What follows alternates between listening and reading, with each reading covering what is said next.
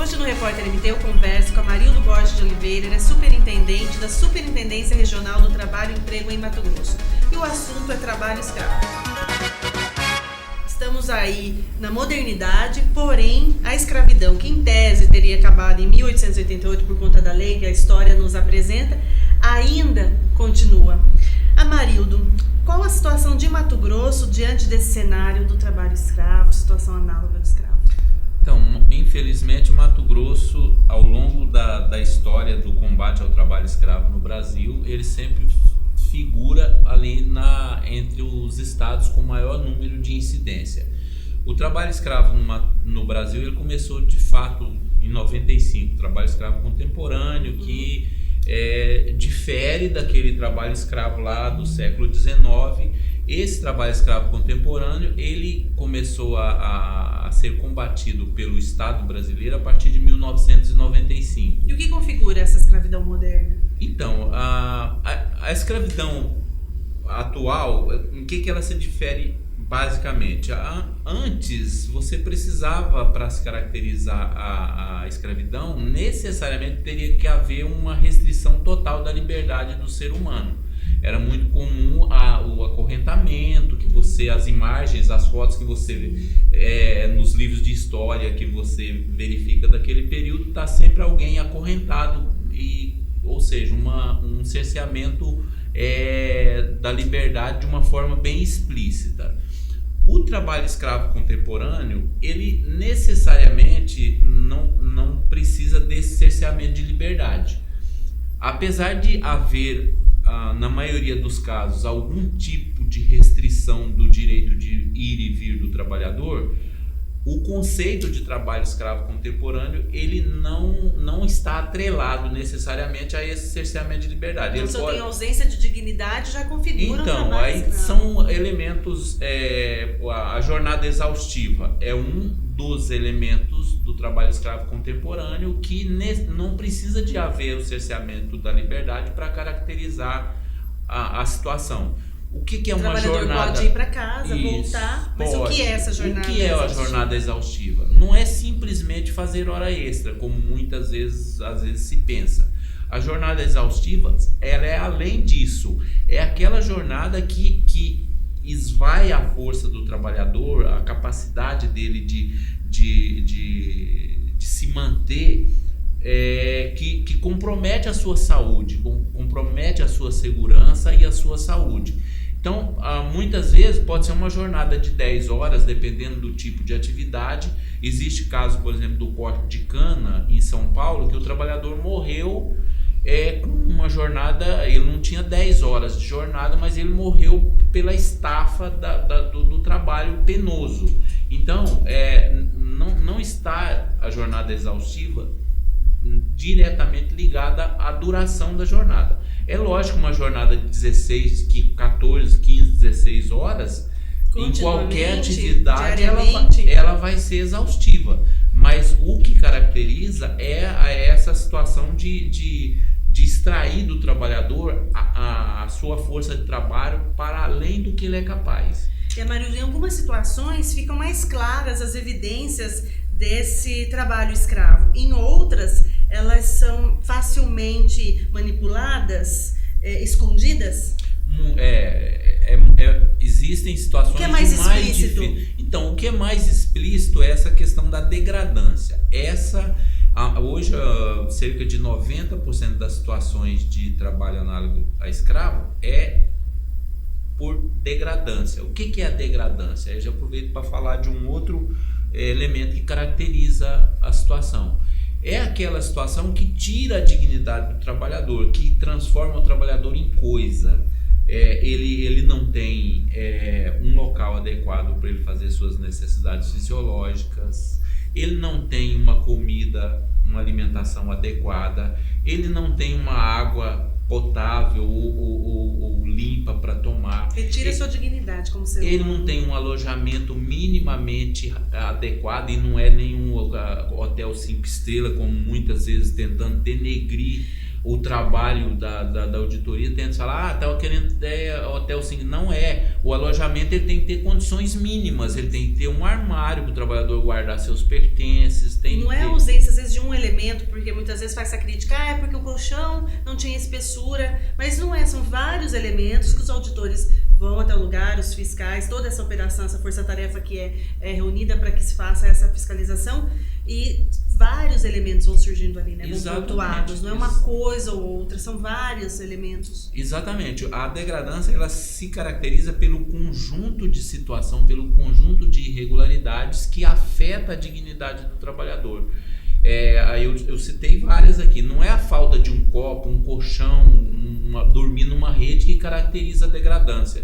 Muitas vezes esse é um dos elementos, entendeu? Mas é sempre um conjunto que a auditoria encontra, e essa soma de situações retira do trabalhador a dignidade e transforma-o em coisas. É muito comum, às vezes, você chegar em determinadas situações, principalmente no meio rural, onde os animais, os bois, são tratados de uma forma melhor que o trabalhador. Você vai, principalmente às vezes em situação onde há confinamento, o gado é tratado, é molhado, e aí você vai no alojamento e você vê uma situação que é pior do que aquela. Absurda, né? Entendeu? Então é essa situação de afetar a dignidade do trabalhador que caracteriza também um dos elementos do trabalho escravo contemporâneo. E quais atividades econômicas que mais aparecem utilizando essa mão de obra de trabalhadores análogos? Então, historicamente, a pecuária e a agricultura figuram no topo da atividade rural como um todo, mas nos últimos anos você tem encontrado muitas situações também no meio urbano de situação análoga de escravo. Em São Paulo, por exemplo, no setor têxtil tem ocorrido diversas ações onde os auditores encontram trabalhadores submetidos a situação degradante, a jornada exaustiva e até cerceamento de liberdade, principalmente migrantes de outros países periféricos e que caracteriza por muita pobreza. Então, também no setor de construção civil tem se encontrado situações. No Mato Grosso mesmo, nos últimos anos, ocorreram algumas ações que encontrou trabalho análogo escravo no ramo da construção civil. Superintendente, os homens ali, eu vi um dado que diz que entre 2003 e 2017, mais de 43 mil pessoas foram resgatadas em situação análoga de escravidão. 77% são negros, pardos ou indígenas. Os dados atualizados dão conta de que de 95 a 2007 foram 51.500 trabalhadores resgatados. Desse total, nas ações de 95 a 2017, que o senhor fala 95 a 2017, eu peguei de 2003 a 2017. Então, o histórico geral aqui indica que dessas ações encontraram 545 mil trabalhadores. Desses 545 mil trabalhadores encontrados naquelas fiscalizações, que 51 mil foram considerados submetidos a trabalho escravo. E as indenizações desse período para os trabalhadores chegou a 96 milhões de reais. Então são números que indicam a gravidade da situação no país e que a gente precisa combater. Com relação às características dos trabalhadores que são encontrados na situação análoga de escravo, não foge muito daquela questão da regra da vulnerabilidade. Tem sido feito alguma coisa, algum programa para diminuir essa vulnerabilidade, para tratar justamente dessa questão da vulnerabilidade? Porque um trabalhador vulnerável, ele pode a qualquer momento ser submetido. Então, a maioria dos que são encontrados são semi-analfabetos ou analfabetos funcionais, a maioria absoluta homem, as mulheres em número muito pequeno, e a maioria negros. Então, assim, o público vulnerável é aquele público também que a característica de minorias também se apresenta aqui nas ações que a gente encontra. O que se tem feito para tentar minimizar essa questão? Aí seria um trabalho também preventivo. Nós temos hoje campanhas e comissões que trabalham na sociedade para tentar levar para a sociedade a conscientização de que nós temos que erradicar essa chaga do trabalho escravo na nossa sociedade. dá para se mencionar, por exemplo, a Comissão Estadual de Combate ao Trabalho Escravo, que é composta por uma série de instituições, em que pese nesse momento ela se encontra desativada por uma série de situações aí que não precisaria de um momento específico para esclarecer. Isso fica até contraditório, né, superintendente, que a gente está falando de um trabalho e algo que é importante. E no momento está desativada a comissão, mas esse é um fórum que o papel dele o papel dele é esse, de tentar minimizar esse público que continua vulnerável à situação análoga de escravo. Nós temos na superintendência, em parceria com o Ministério Público do Trabalho e com a Universidade Federal de Mato Grosso, um projeto que é de vanguarda, inclusive foi expandido para diversos estados da federação, que é o projeto Ação Integrada, que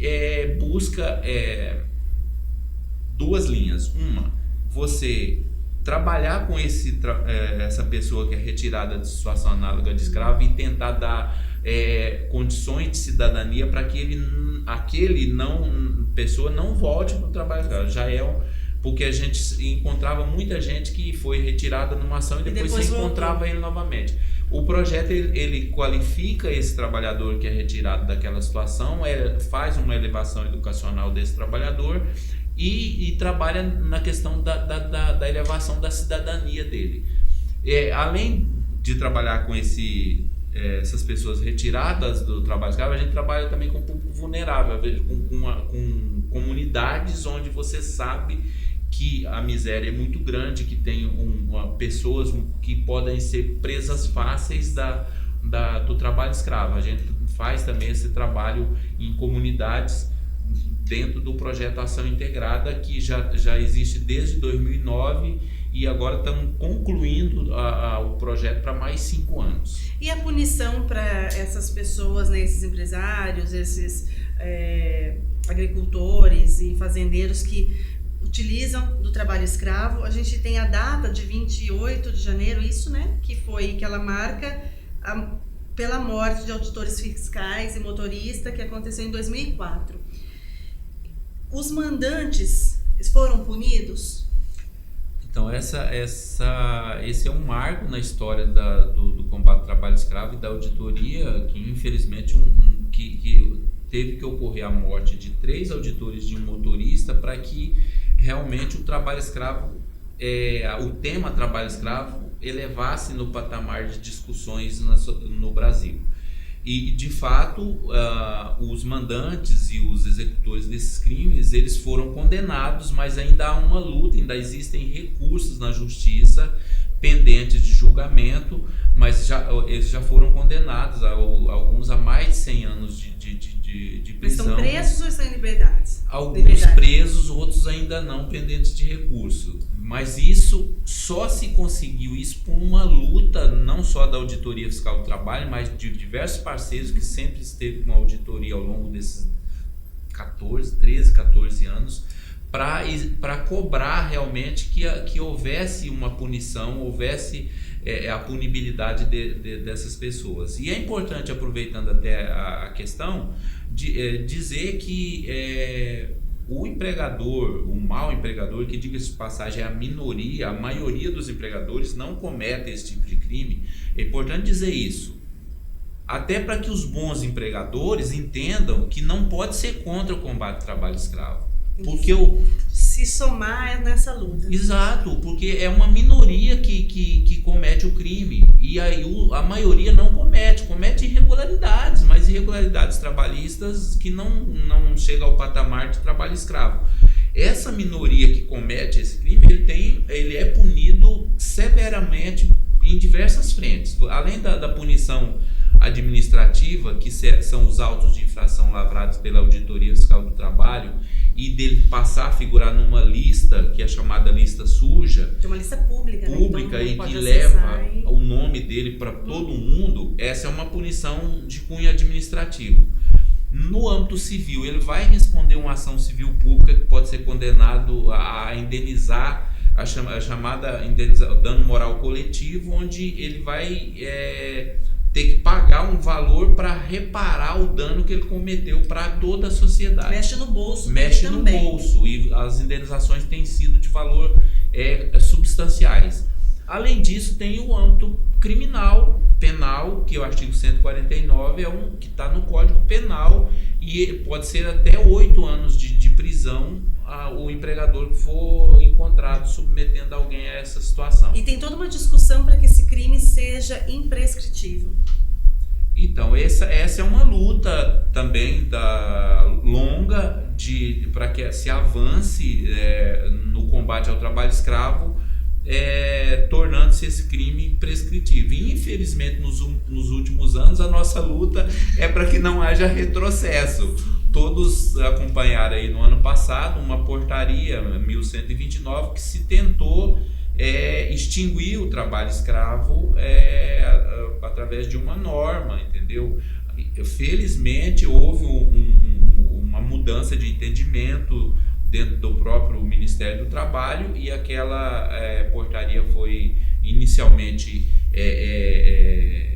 vamos dizer, tornada sem efeito pelo Judiciário, mas no finalzinho de 2017 o próprio Ministro do Trabalho editou uma outra portaria restituindo a situação anterior do conceito de trabalho escravo, que é a portaria atual que saiu agora em dezembro, a de número 139, que foi publicada em janeiro de 2018, que restabelece o conceito e a forma de combate ao trabalho escravo. Então, de fato, nos últimos anos tem havido um movimento no Congresso Nacional para alterar o conceito do trabalho escravo, principalmente para extinguir do conceito do artigo 149 a jornada exaustiva e as condições degradantes.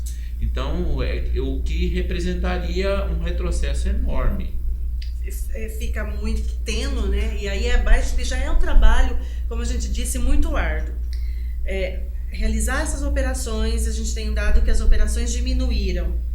E aí, quando você não tem a força da lei, da legislação que dá esse respaldo, fica muito mais desafiador para o auditor, para todo mundo envolvido, realizar essas operações.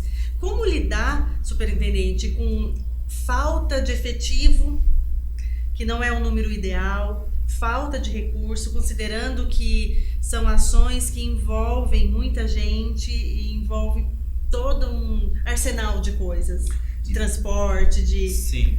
A questão orçamentária não é o que afeta mais incisivamente o combate ao trabalho escravo. Em alguns anos a gente teve situações onde não havia recurso suficiente para você fazer todas as ações. 2017 foi um desses anos onde houve todos ficaram sabendo a questão do contingenciamento orçamentário do governo federal, que restringiu as ações. E já alguns anos também antes já ocorreu isso, mas isso é pontual. Em regra, não falta dinheiro para você fazer o combate ao trabalho escravo. É possível. A maioria da superintendência tem uma estrutura razoável de veículos, de diárias. O grande problema que afeta muito fortemente o combate ao trabalho escravo é a quantidade de auditores fiscais do trabalho, que vem diminuindo a cada ano. E não é só nesse governo, é nos últimos 15 anos. Para se ter uma ideia... Tem que ser concurso público, né? Sim, para se ter uma ideia, em 95, quando começou o combate ao trabalho escravo, havia no Brasil cerca de 3.200 auditores fiscais do trabalho em atividade. Em 2017, 22 anos depois, é lógico que o Brasil cresceu, aumentou, subiu a população, a atividade econômica mais que dobrou. Mas nós temos hoje cerca de 2.200 auditores fiscais do trabalho. 1.000 a menos. 1.000 a menos. Pra você ter uma ideia, a gente já chegou a ter 8 grupos nacionais de combate ao trabalho escravo. Hoje nós só conseguimos manter 4 grupos de combate ao trabalho escravo, em decorrência dessa redução drástica do número de auditores. Então é urgente que se faça concursos públicos para... uma sinalização do governo para isso? Então, nos últimos Uma anos, promessa? tem uma promessa do planejamento de realizar um grande concurso para 800 vagas para auditor fiscal do trabalho. Desde 2015 que a gente vem nessa luta para realizar esse concurso. O último concurso foi em 2013. Então, desde 2015 que a gente busca a realização desse concurso. Tem uma promessa de que, pelo menos nesse ano, se inicie esse processo, esse concurso, mas ainda que... Elaboração de edital, pesquisa, para que o próximo ano seja... Pela questão de orçamento, talvez em 2018 não se consiga contratar. Mas a gente espera que pelo menos se faça esse concurso em 2018 e em 2019 a gente possa aumentar esse número de auditores. Presidente, quais municípios em Mato Grosso apresentaram? Confresa, Tangará da Serra, Santa Cruz do Xingu, Nova Bandeirantes, Portal do Araguaia, Guarantã do Norte, Colniza, São Félix do Araguaia, Nova Santa Helena, Porto dos Gaúchos, Nova Maringá e Juara. Municípios mais distantes da capital, geralmente eles têm essa característica de apresentar pela distância Sim, do central? Essa é uma característica. Quanto mais longe do centro urbano, mais possibilidade de acontecer o trabalho análogo de escravo. Em Nova Maringá, a gente teve um grande resgate o ano passado, né, de mais de 30 trabalhadores, que foi um dos maiores do Mato Grosso, na verdade, nos últimos anos, e que teve uma repercussão nacional, até porque envolvia uma multinacional e também um sindicato de trabalhadores avulsos que não fazia o seu papel de forma correta. Um outro município também que está sempre figurando nesse cenário é o município de Confresa, que de 95 a 2017 foram mais de 1.300 trabalhadores encontrados em situação análoga naquele município. Isso muito também em decorrência de um grande resgate que teve em 2003, que foram cerca de 1.000 trabalhadores numa única ação, numa usina que havia na época em Confresa, usina inclusive que já fechou. O que um trabalhador deve observar para que essas informações elas ultrapassem aquele espaço que está tão protegido, porque acaba que essa situação, essas fazendas ou esses espaços, né, em que acontece a escravidão, eles têm um arsenal de proteção para que essa informação não ultrapasse os seus muros, para que acabe aquela situação. O que pode ser feito? Olha, é importante dizer que sempre que houver uma promessa muito mirabolante, que foge muito do padrão do que se está se oferecendo no mercado, é bom o trabalhador e o familiar desse trabalhador ficar atento. Se você recebe uma promessa para pagar algo muito acima do que normalmente se paga naquele setor, e principalmente quando é para você ir para uma outra localidade, fique atento. Pode estar aí embutido uma promessa falsa e que quando chegar no local não vai se concretizar. Então, promessas muito mirabolantes de emprego, de condições de trabalho, principalmente para você ir para uma outra localidade, em regra é falsa e é uma forma de captação dessa mão de obra de trabalho escravo. Então é importante que os familiares estejam atentos quanto a isso.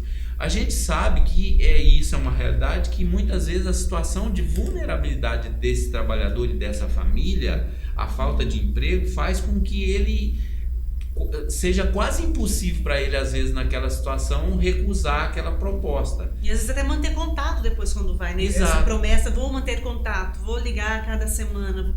Às vezes, agora ele pode, ainda assim, se ele foi, a partir do momento que ele chega no local e percebe que aquela situação fugiu muito, ele se comunica com seu familiar. Se ele não tiver, normalmente como familiar, ele vai falar, olha, a coisa aqui não tá como era, e manter informado e procurar as autoridades. O Ministério do Trabalho tem a Superintendência Regional do Trabalho em cada estado, que pode ser feita uma denúncia através dos telefones, o Disque 100, tem o Ministério Público do Trabalho, os sindicatos, a Comissão Pastoral da Terra, tem várias entidades aí que o trabalhador ou um familiar pode procurar para denunciar aquela situação. E aí, ainda que eventualmente não seja uma situação análoga de escravo, mas havendo uma irregularidade, a fiscalização poderá comparecer e fazer a fiscalização. Superintendente, então com denúncia, fiscalização e punição, a gente vai conseguir zerar o trabalho escravo no país? Olha, existe uma máxima que a gente não pode deixar de sonhar, né, Ana? Nós temos que sonhar. Eu acho que a gente só avança quando você sonha.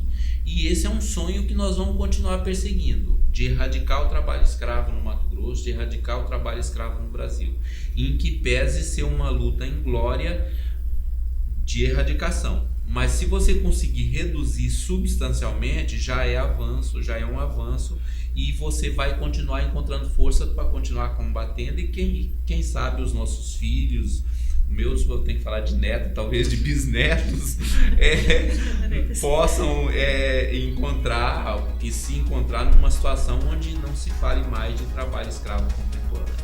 O entrevistado de hoje, Amarildo Borges de Oliveira, ele que é superintendente da Superintendência Regional do Trabalho e Emprego em Mato Grosso.